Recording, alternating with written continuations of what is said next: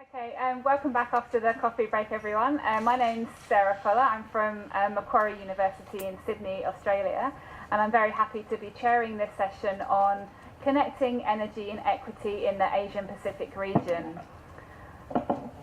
I've personally got a long-standing interest in questions around justice, equity, ethics, in the context of the environment, in the context of climate and energy policy. And I've been very fortunate to have been hosted by Daphne and Victor several times here at Hong Kong Baptist University, and I can remember having conversations about this conference way back sometime last year, I think, and thinking that it would be really interesting to put together a panel discussion really trying to draw out these questions around energy and equity, and particularly trying to draw out the very specific Asian nature of these kinds of questions. And so really the aim of putting together this session today is really to draw out a range of diverse perspectives. And I'll introduce our four speakers in a second. But I think it's really important to be aware that any understanding around sustainable energy, around energy transitions, around governance, is fundamentally underpinned by these normative and very moral questions around equity and justice, as Vanessa and Kevin have already alluded to very, very specifically today. And that draws out a whole set of issues around production, around consumption, around politics, markets, different kinds of actors. I could really go on, but anything in relation to energy has this kind of moral or ethical dimension to it. And so really then we have four speakers that talk to these debates around energy and equity from really quite diverse perspectives. And so I'll be kicking off the session today really by thinking through the case of energy poverty in Hong Kong, trying to draw out some initial debates about meanings of energy vulnerability, questions around energy justice, and really trying to draw out an exploratory case study of Hong Kong. And I'll speak more about that in a second.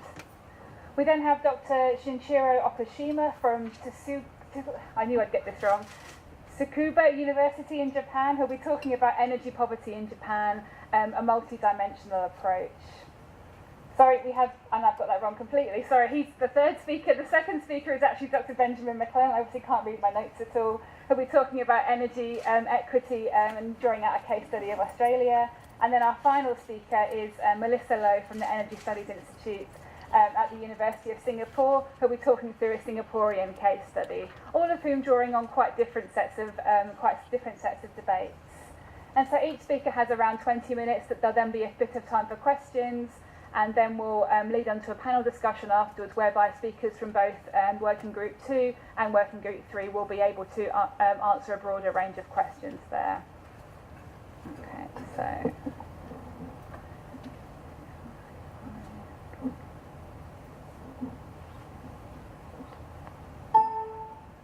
I'm not sure.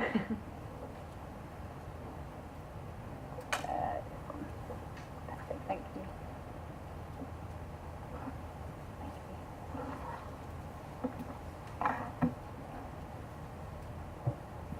Okay, so then moving on to the first paper in this session, which is work that I've been doing along with colleagues here at Hong Kong Baptist University, really looking at questions around energy poverty specifically. So myself, along with Daphne, my colleague Lachlan Barber, who's not here, and also Victor Lam. And together we've been starting to explore these issues around what the concept of energy poverty might look like in the context of Hong Kong. And so what I want to do today then is to do three things in the next 20 minutes or so. The first is really to introduce some debates around connections between energy and equity, and to think about the idea of energy poverty, but also to think much more carefully around vulnerability and justice as key dimensions of part of these debates. I then want to draw out a Hong Kong case study and really start to present some empirical work that we've been doing, really trying to explore this. And then finally to conclude with our preliminary findings and set out some future research directions that really give us a way of exploring these questions around energy and equity in the Asia-Pacific region. So the first point then is really around these connections between energy and equity. And as I mentioned previously, this is really quite a vast topic, and the papers that we've heard so far this morning have really done a good job at starting to introduce us to some of the ways that we can actually start to link this very normative concept with the very real idea around energy. And so one way into these debates is around thinking about the idea of energy poverty. And people have mentioned this morning, but I do want to just talk through a bit more about what this actually looks like. And as a starting point then, this idea of fuel or energy poverty is often talked about differently, but what I'm trying to do today is just to draw those together in a sense. And the most basic understanding of that is where households cannot afford to adequately heat or cool the home. Much of the research that's been done has really focused on heating because it really has this UK or North American focus.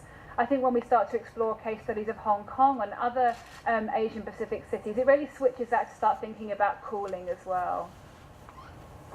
Fundamentally then, we're talking about a shortage of energy services due to either availability or perhaps due to cost. And this really exposes households to some risk of harm, and this is often talked about in relation to illness, but can often go in relation to mortality or to death as well, particularly if we start thinking about cold weather and about not having enough access to heating. And so if we start to think about this definition then, energy becomes a focus of debates around rights and entitlements. We have the right to access energy. We have the entitlement to live in a house that has an adequate standard of heating or potentially an adequate standard of cooling. And I think for many years, particularly in the UK, this idea of energy poverty or fuel poverty was really typically defined in very static means. We talked about the proportion of income that was dedicated to paying fuel bills.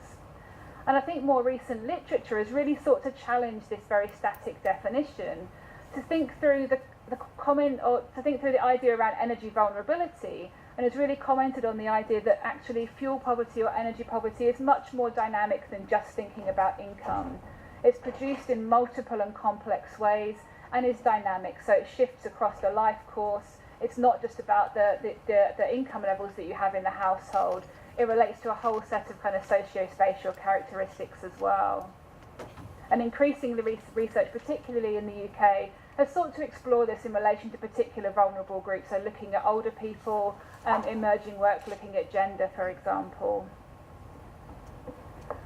But I think we can also take that a step further and really think about this idea of energy poverty as being an injustice. So it's not just about poverty, it's not just about vulnerability, it's fundamentally about this idea of injustice. And we can really make the case then that it's actually morally wrong for people to suffer cold or discomfort which causes their ill health or potentially mortality, and therefore it requires a collective action in response. And drawing on this body of environmental justice literature then, we can actually think about three separate dynamics that we actually need to draw into debates around energy systems. The first is really a need to consider issues and questions around distribution, so who gets what, where and why, as being a fundamental dynamic to think about in the context of access to energy and availability of energy. But I think we also really need to go beyond that to really think about two other dimensions, one around procedures and the other around recognition. So to be able to create more equitable procedures for involving people in decisions about their energy futures as being a fundamental part of creating justice.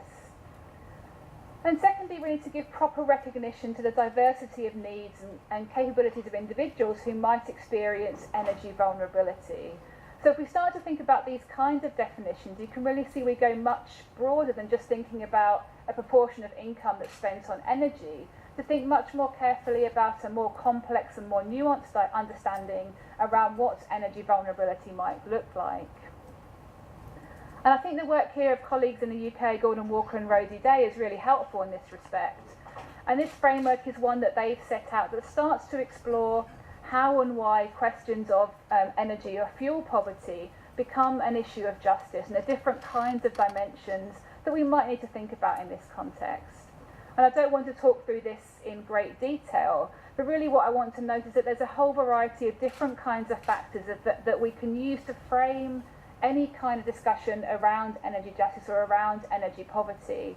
Really thinking about energy services, so drawing on some of the points that Vanessa made in her talk this morning, but also really thinking through questions around participation, questions around differences in vulnerability, and questions much more careful questions about cultural and political respect as well. And so it's these kinds of issues that have really driven my interest in trying to think about the relevance of these kinds of questions, very much in the context of Hong Kong. And so what I want to do now is to present a case study from work that's really been going on for perhaps the past year or so. It's really involved three phases, which have really happened concurrently, and are very much, all three of them are very much still going on. So partly to do a literature review around looking through different geographical studies around energy poverty, looking at the key trends and themes that are emerging from that. Secondly, to do a document review to try to understand what existing evidence already is out there, particularly focusing on the Hong Kong case study. And the third element then is doing scoping interviews with NGOs, advocacy groups and energy companies.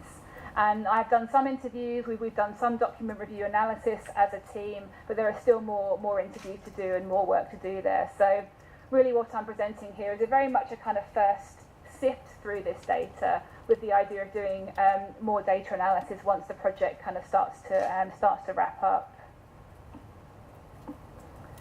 And there are a few dynamics then that I really want to focus on. The first is to really think about the situation of poverty in Hong Kong, and to try to think about how this might be relevant in the context of debates around energy.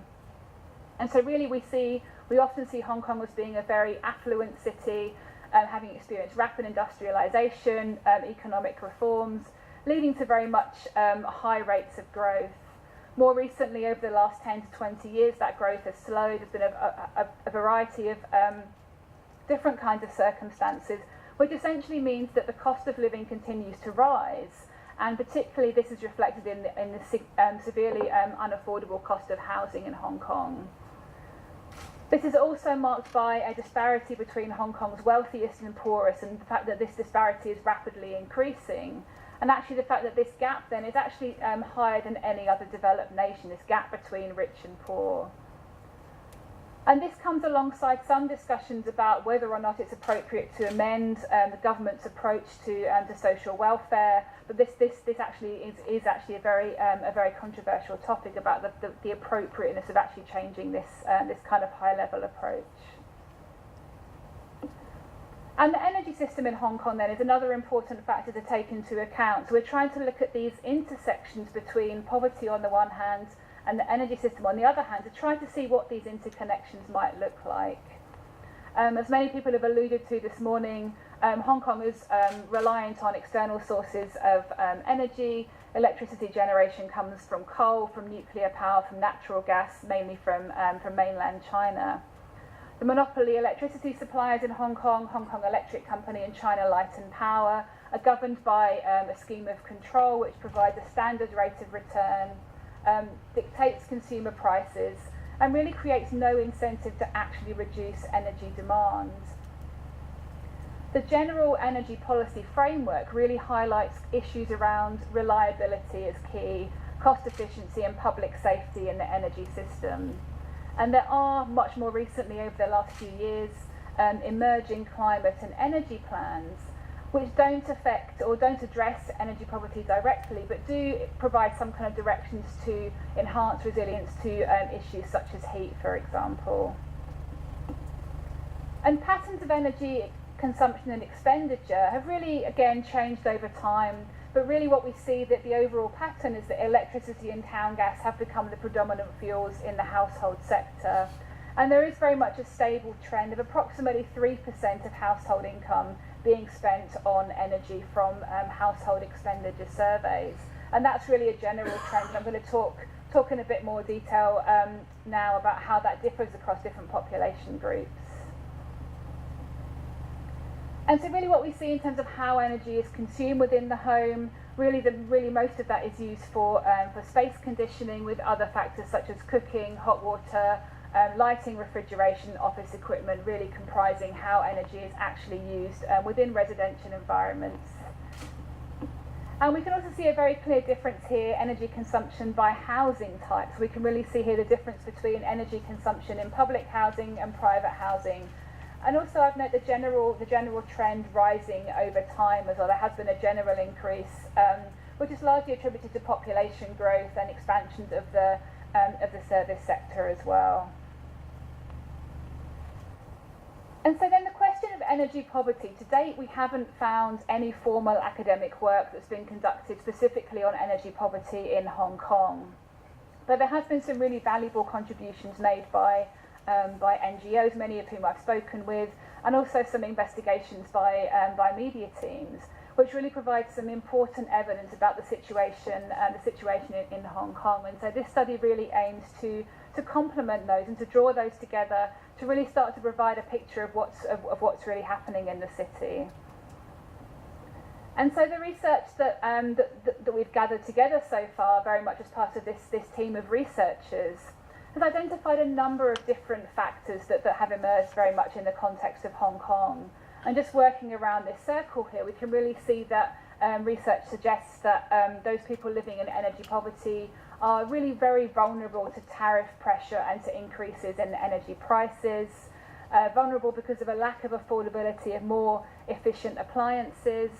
They're dealing with health problems such as heat strokes or thermal discomfort that really cultivate poor living conditions. There's concerns that dim or poor lighting can create unsafe conditions, evidence of people shifting their daily routines to avoid thermal discomfort. And really the critical ones that I'm going to talk more about in a second is the lack of direct flat ownership, an associated lack of transparency over meter and over billing information, and the fact that landlords are often charging significantly more than utility companies would for energy services. So I'll talk more about those two issues a bit more.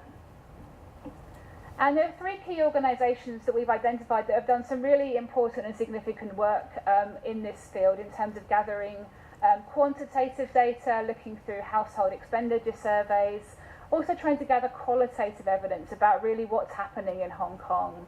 And they've identified numbers of families who are living in energy poverty, try to really calculate how much income is being spent. So, for example, a report by the Hong Kong Council of Social Services identified that in contrast to the 3% figure that's generally spent by households, actually the lowest 5% are actually spending approximately 8% on their electricity, gas and their water. So there's quite a discrepancy there in terms of how much income is actually being spent.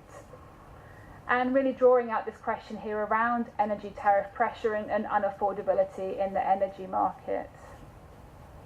And so what I want to do is to draw out some of our initial qualitative findings from doing some interviews with these key actors in Hong Kong and trying to draw out some of the key themes that are really emerging from this. And so the first key theme that really emerged was around this idea of a spatial dimension to energy poverty. And I think that one thing that really came through very clearly was around the specificity of place in relation to Hong Kong as a city. And so people reflected on the fact that in the UK, where many definitions of energy poverty have their origins, you need to make sure that the elderly get sufficient gas to heat their house. In developing countries, it's about access to energy. And Hong Kong's kind of somewhere in between here. So they've definitely got access to energy, but because of the economic burden, you can hardly use the energy, which is actually necessary for survival. But people also talked about a geographical distribution within the city as well. So Hong Kong Island, the land price is much higher than Kowloon. Developers are acquiring old buildings, which has driven away a lot of the needy families. And this has implications for the responsibility of energy companies. So thinking about the responsibility of Hong Kong Electric versus China Light and Power, there generally seems to be more people living in energy poverty in Kowloon, falling under the mandate of CLP, rather than living in Hong Kong on Hong Kong Island. The material factors were also really significant here. So the housing issues here, actually, many people talked about energy poverty as not being an energy problem, but actually as being a housing problem. So people talked about, well, energy for low-income families has never really been a substantial household expense. Housing is actually the expense that takes up all of the income, and actually we need to think about this as being a housing issue rather than an energy issue. I think there are other debates here to take on board around energy services that might challenge that a bit, but I think it's an important question to think about. Do we think about energy poverty as being a housing issue, or is it actually a specific energy issue, and how might that play out in the context of Hong Kong? And this particularly came through in relation to private housing and subdivided flats. So many people talked about the idea of people not having an independent electricity bill, being ripped off by a landlord, overcharging them instead of actually having an independent electricity meter that most people would be able to have access towards. And the final finding then around economics, so looking at income expenditure, and again drawing on this figure that actually what you can see is around 8%, people are spending around 8% of their income on energy if they're living in this energy poor group. But I think also looking at what might happen in the future and drawing out questions around climate change, much broader issues around how do you facilitate energy transitions. So how do you actually think through what might happen in the future? How might tariff changes or a switch to renewable energy actually potentially put more people into energy poverty into the future? And so by way of conclusion then, really where we've got to so far is thinking through these three key dynamics of energy poverty in Hong Kong. The spatial dimension, which really draws out this very specific nature of what it looks like to be in energy poverty in Hong Kong, how that might look very different to parts of Western Europe or parts of North America, perhaps also drawing out this dimension of heating versus cooling and very much thinking about the need for energy in those circumstances. Thinking through the material factors, particularly questions around housing, but also around access to energy efficient appliances as well. And clearly drawing out the financial or the economic consequences around access to energy markets, but also access to information and around procedural justice in that context. And so by way of thinking about a future research agenda here, I think there are a number of ways forward with this research. And as I mentioned, it's still quite early days, so we're really trying to think through, well, how could we take this forward? I think one of the things that I'm really keen to do is to think about how we might go about understanding the lived experience of energy vulnerability in the context, particularly of Hong Kong, but also drawing that out in the context of the urban Asia Pacific, and thinking about potentially drawing comparisons there. I think we need to start to understand energy markets and production systems much more carefully, alongside just thinking through patterns of energy consumption in terms of driving energy poverty. And that might speak to some of the papers earlier on this morning around perhaps this renewable energy transition and what that might look like in terms of patterns of vulnerability and poverty in the future. And again, really starting to interrogate the wider equity issues really associated with energy transitions, looking across the whole Asia-Pacific region, and the three papers after this will really start to open up some of those debates a bit more. And I think really thinking through the trends and synergies in energy and equity across the urban Asia-Pacific region, not to say that we don't need to look at the rural Asia-Pacific region, but mainly that's my area of expertise, particularly lies in looking across cities and thinking through the kind of dynamics that really might be at play there. So I'll leave it there. I'm really happy to take any, if anyone's got one or two burning questions now, I'm happy to answer those, or else we can just wait till the panel at the end, and I'm happy to take any broader questions then. So thank you very much.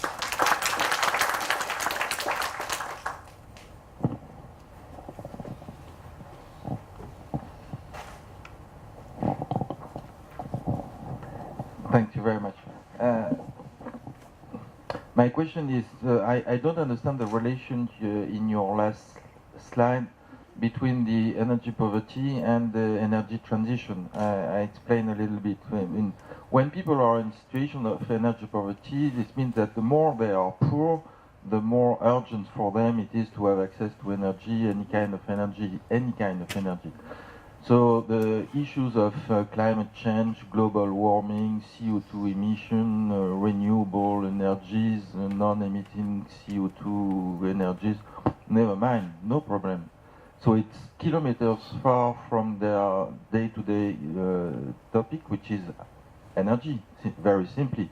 So I don't understand how you will build any relation between treating the issue of energy poverty on one side, with the high human priority it has, and on this side, the other side, the more political aspect of going to clean. So I think how do you cross the bridge? So I think that there are numerous interconnections between those fields, one of which might relate to the restructuring of energy markets. So the cost of bringing in renewable energy, for example, might actually place a higher burden on people who are paying for their energy bills if that's transferred onto consumers. So actually it might have the impact of shifting more people into a situation of vulnerability or precarity than perhaps would otherwise be the case. So it's about thinking through these kind of wider structural connections. And I think if we take this normative lens around equity and justice, we're actually not just looking at this as being a market-driven shift. We're actually trying to ask these questions, well, if we make this transition from coal to photovoltaics, for example, or solar energy, wind power, who's actually going to win and lose from those kinds of policies at a very broad level, and then trying to translate that down to look at, well, in terms of a household level, whether that's in Hong Kong or somewhere else, who's actually going to bear those costs and benefits for that transition? And the chances are, the evidence suggests so far that actually it may actually fall disproportionately on those people who are already struggling, or potentially those who are really at that borderline, who might actually be shifted into a situation of energy poverty as a result of that transition. So I think it's about taking this broader normative lens and actually thinking through the cost and benefits of that quite carefully. So there are numerous connections in that way. I think I wouldn't put them as two very separate issues in that sense.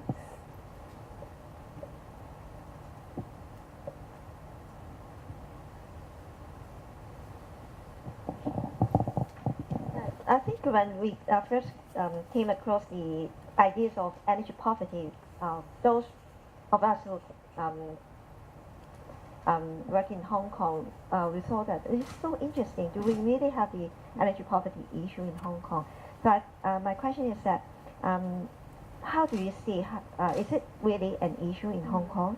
How, if so, then how serious is it? And are there any specific vulnerable groups that you can identify? I guess most of us, we are not in that category, but who are actually the most affected? Yeah. So I think it's less of an issue than it is in the UK, for example. I think that the number of people who are affected by energy poverty is not such a large number. Some of the interviews I've done suggest that actually this is part of the reason why there hasn't been any kind of policy intervention so far, because actually the volume of people who are affected by it are either quite hidden, so we don't know who's affected by it, or it just doesn't reach that significant number. So it's maybe not the most pressing policy issue in Hong Kong, but I think it does reflect the increasing poverty rate in Hong Kong, and it's one of the consequences of thinking about this ever increasing gap between rich and poor. And I think one of the other things that people talked about was actually the issue. So, for example, in the UK or North America, the issue is around cold, and if you get too cold, then you may die. If you get too hot, the chances of mortality are actually much less. So there isn't so much of a policy mandate to try to intervene in that context, because the consequences are not perhaps as severe as they might be in other parts of the world as well. But I think people really talked about sometimes elderly people, sometimes people who are actually working and who are living in subdivided flats as being those people who are actually most vulnerable to the impact, which again is in contrast to the literature in other parts of the world that really focuses on kind of younger people and elderly people as being particularly vulnerable. So there are some differences. It's perhaps not as big of an issue, but I think it plays into wider kind of normative agendas around how do you deal with energy and climate change in a more just and equitable way, I think. But it's a good reflection.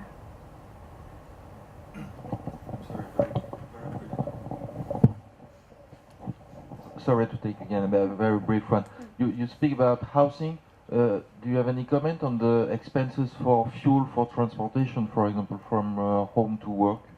So I haven't looked at that at all at the moment. So I've really been only looking at household energy expenditure within the home. You can broaden that out and start thinking much more carefully around household expenditure more broadly, but that's not what we've done at the moment. So, okay. So thank you very much for the questions and comments, and we'll obviously have the panel discussion afterwards. But I'm now very